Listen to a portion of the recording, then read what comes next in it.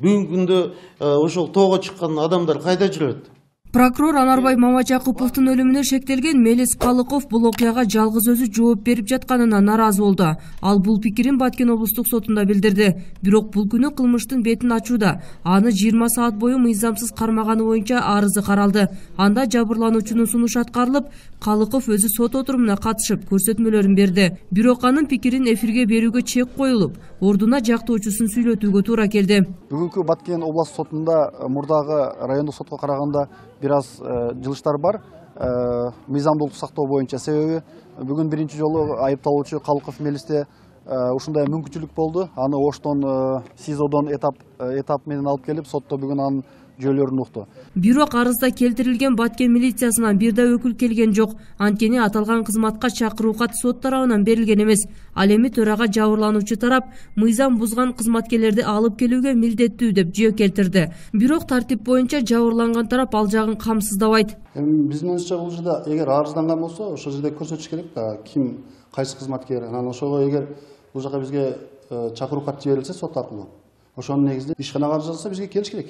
Бизге мисалы үчүн келби келбей ал жөнүндө биздин азыр маалыматыбыз жок.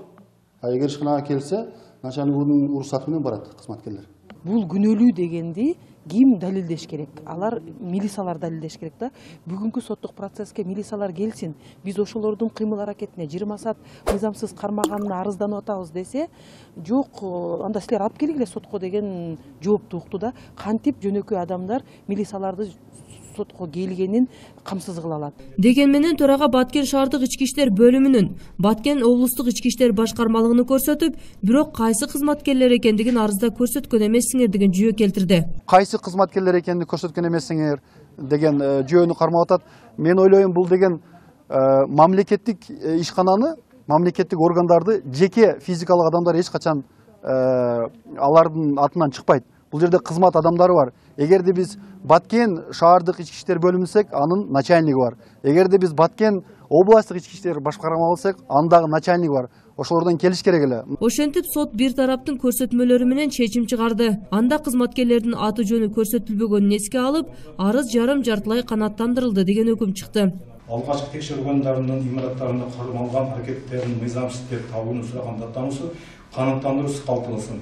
Апелляциялык даттануу жарым жартылай канааттандырылсын. Аныктама жарыялануушунан тартып мыйзамдын күчүнө кирет. Аныктаманы ырастырып, Кыргыз Республикасынын жогорку сотуна даттануу укуктуу. Бул сот отурумуна байкоочу катары келген Рита Карасартова болгон окуяны бир рамкага түшпөй жатканын айтат. Анткени 17 ноябрдан 18-не караган түнү Мелис Калыковду кармап суракка алып жатса, прокурордун өлүмү 18 ноябрь күнү табылган. Бул акылга сыйгыз көрүнүш экенин айтып, атайын уюшулган дейт коомдук активист. Айып коюучулардын, көзөмөл кылчулардын сценарийи кичине мындай бири-бирине далыл келбей калып аткандай болуп атат да.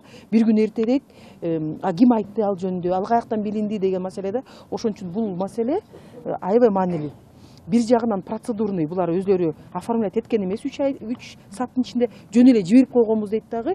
А эртеси күнү баарын мындай ырастап, мындай бир картинага алып киргиси келип атат да. Бунда баягы жалпы картина ким айтты, өлтүргөн жөнүндө кайдан билди, милицияга ким заявление таштады, кантип кармалды деген маселелер мындай бири-бирине айкелишип, мындай бир картина болуш керек да. Аталган сот отуруму Калыковду 20 саат мыйзамсыз кармагандыгы боюнча экинчи ирет өттү. Ал эми прокурордун өлүмүнө күнөөлүү экендиги аныктала элек. Учурда шектүү катары кармалып 2 айга камакка алынган. Фируза Аскарбек кызы, Жорго Абдижалил уулу, Ынтымак, Баткен облусу.